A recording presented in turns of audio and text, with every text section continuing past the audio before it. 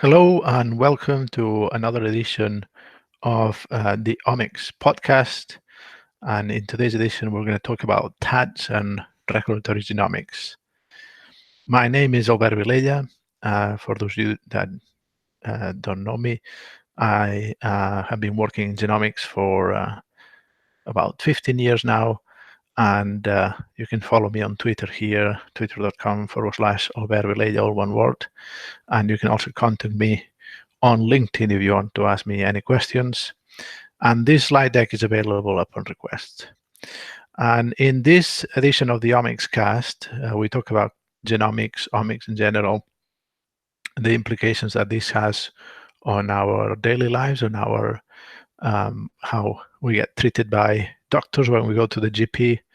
And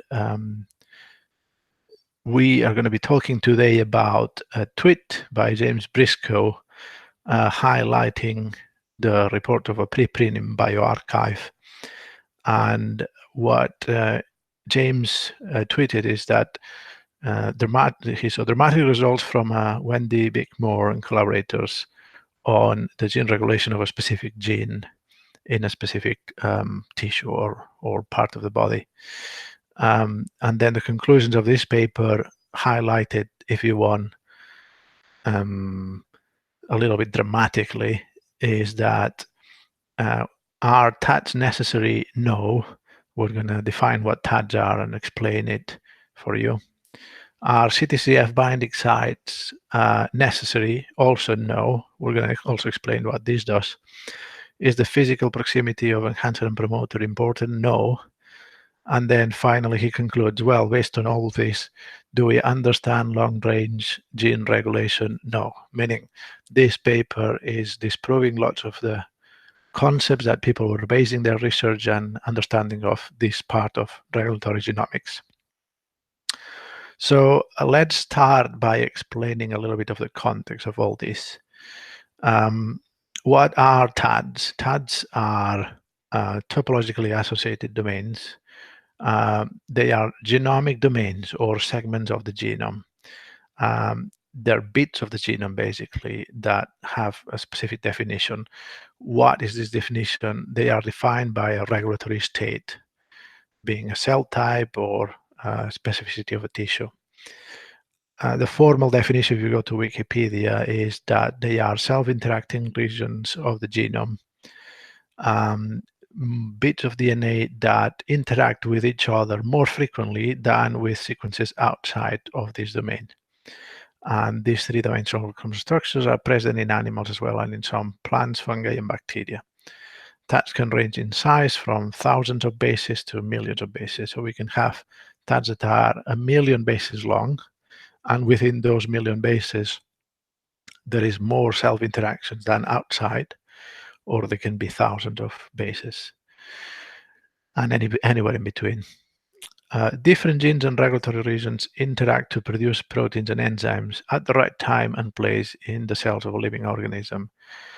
So, as you know, we all have the same genome in each of our cells, but a cell of our body will have a shape and a function different depending where they are.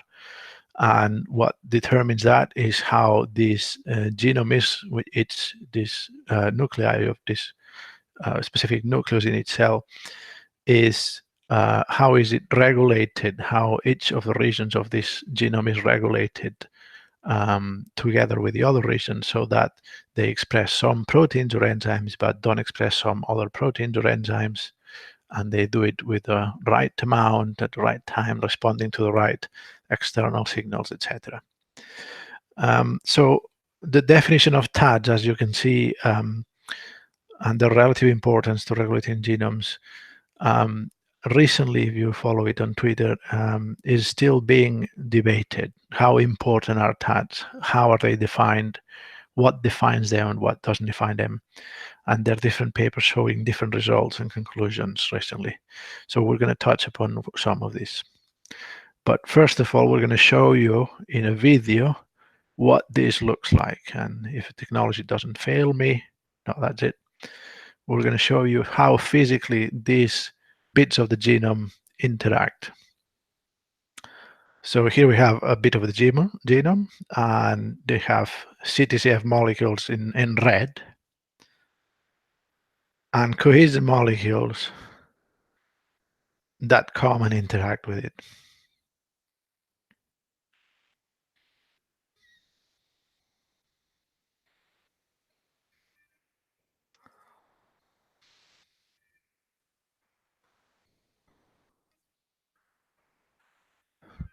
So what you've seen is that the red molecules, the CTCF molecules, they have an orientation. They're like a little arrow, and the direction of the arrow matters, meaning cohesion, the little ring, can go through them if they go in one orientation, but not if they go into the other, right?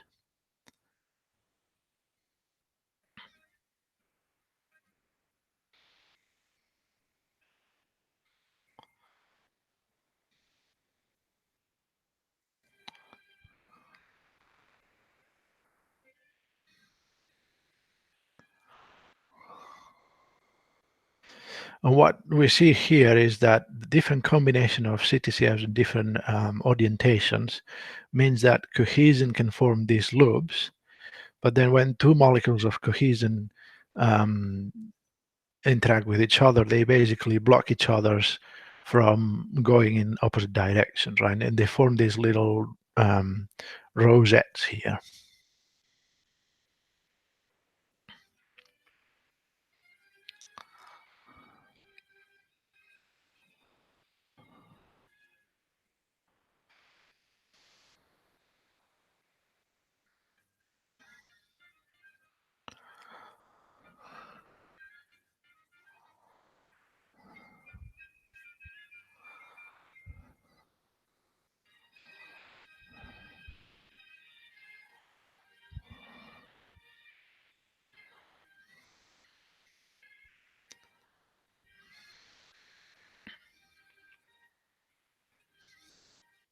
So in this video, what this video illustrates is how these molecules, these CTCF marks, um, how they interact with cohesion to form these little rosettes that compact different regions of the genome, right? And the more this happen within a segment of the genome, the higher the interaction takes place, and that's what defines a TAT is there's lots of interactions within a region. And based on this video, you would think that it's all defined by where the CTCFs are, right? And then what we'll see is that it's not so clear cut. So to show this in a static picture, we've seen these TAT boundaries here, and then they basically define interactions within the boundary, and they show these little rosettes forming, and then a compilation of these rosettes forms the chromosomal territories within the nucleus, right? So you can actually paint in different colors bits of the genome, which is a very long succession of molecules, by combining all these rosettes that are formed as we saw in the video. This is a different way of seeing it. So we saw these little rosettes here, and then these rosettes are basically next to each other, and they when they compact, they form these structures in black here, and these structures are all within a region of the nuclei of a given nucleus, and then we can see it here colored in black next to another one colored here in a yellowish color, another one colored in bluish cyan color. So as you can see, this is a way of showing how the genome is organized in 3 dimensions within a nucleus, and it all comes down to how these rosettes are formed and where, right? So why does this matter? Well, it matters for cell types or tissue specificity. Here we show these triangles or TATs for different cell types, meaning different types of cells that you can grow in a petri dish. And as you can see here, for example, this cell HMEC forms a neat triangle, which is broken into 2 triangles here. So here there's a boundary that kind of disappears in this other cell, and you can see it a tiny little bit, but it's basically a single triangle. Similarly here, you see this big triangle, which is almost absent in this other one, etc. So some of them are shared, some of them are different, right? And if you segment this by what comes up or down in different epigenomic marks, you can see how different cells differ in the way they show in this epigenomic analysis, right? So here illustrated, it's basically showing that different cells have different interactions from different regions of the genome, and they would this would appear and disappear depending on the genomic context of that cell type.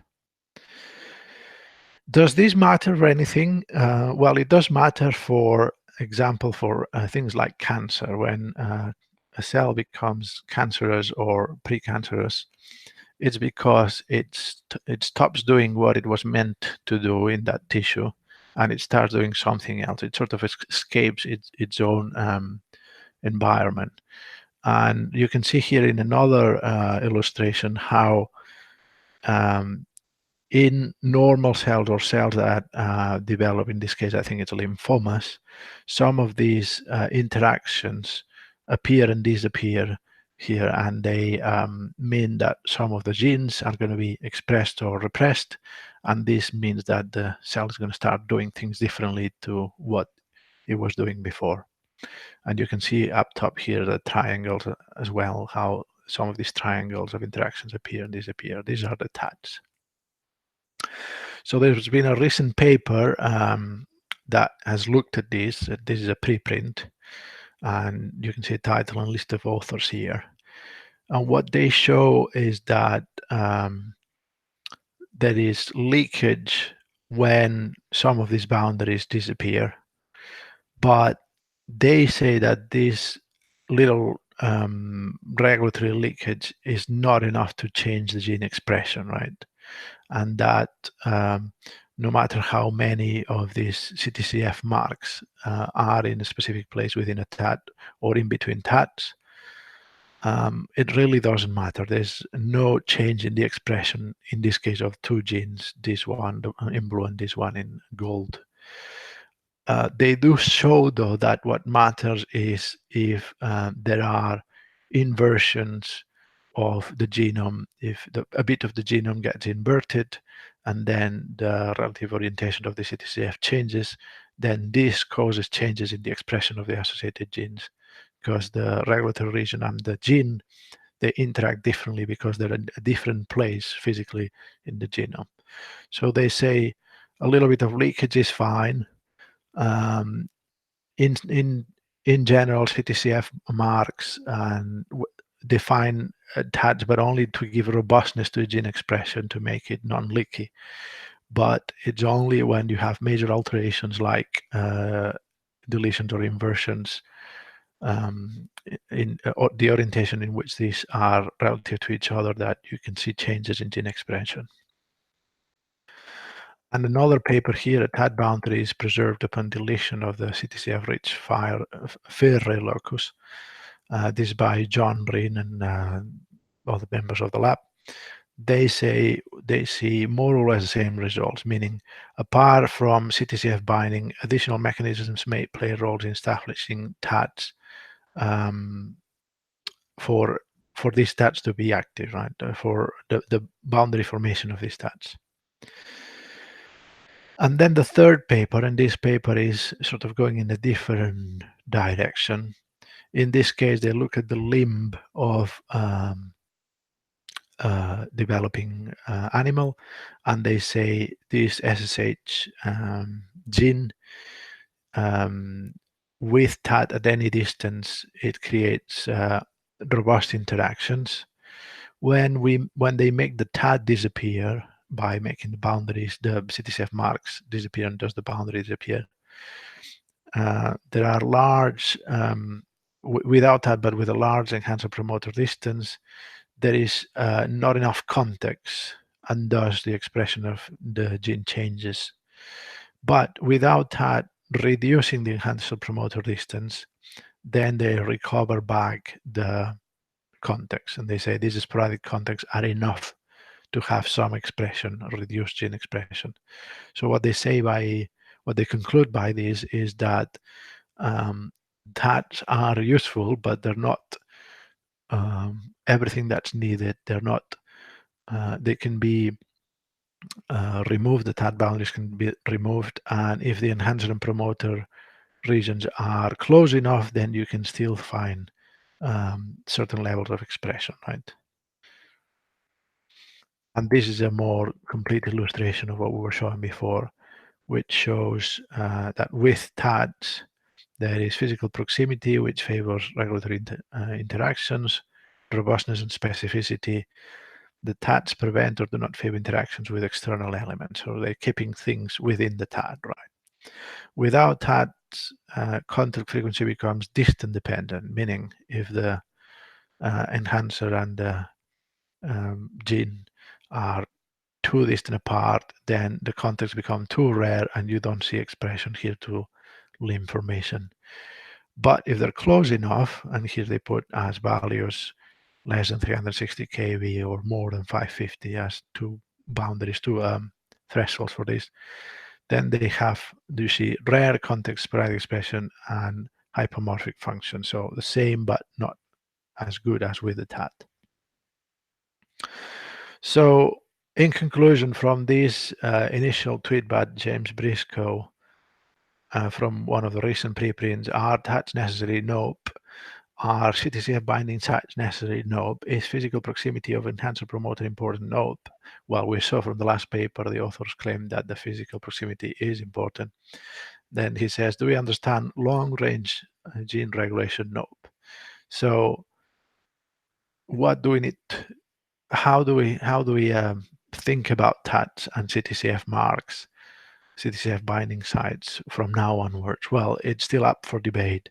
Marc-Antoine Martin-Renom, one of the people that has been working on regulatory genomics for quite a while, he sort of put it in percentages here. He says, I like to think of TADs as probabilistic entities. As such, they have non-zero probability of being or not being essential. Displacing this p-distribution towards their extremes may require formation deletion disruption of multiple boundary elements around the TAD, meaning you can have a clean region of the genome and a couple of CTCF marks, and those may form these loops that we've seen in the video.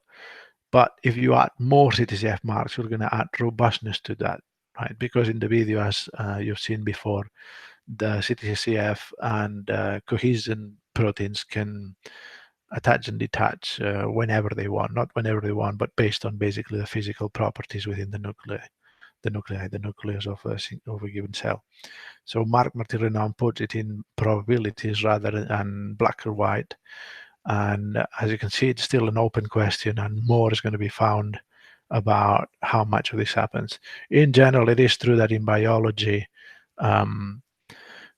things need to be able to change, because if you don't allow for change, then you don't allow for functions and organisms to evolve and adapt to their environment.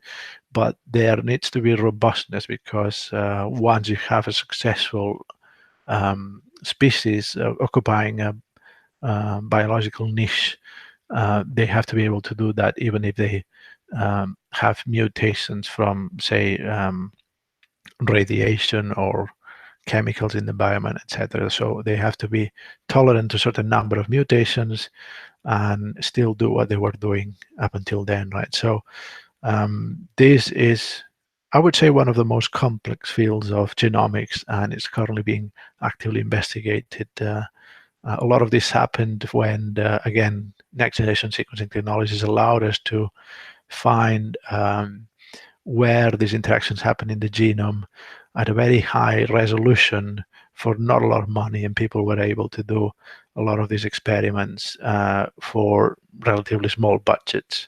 So this is where the imagination of all these scientists came to the fore, and they allowed people to devise all sorts of experiments to try and tease out the biology behind this. So we'll keep an eye on it, and we may do another video in the future to show more of this. If you like this video and you want to keep enjoying videos like this, follow me on Twitter. You can also contact me on LinkedIn for any questions you have. And this slide deck is available upon request. I hope to see you soon in another of these omics videocasts. And until then, goodbye. See you in the next one.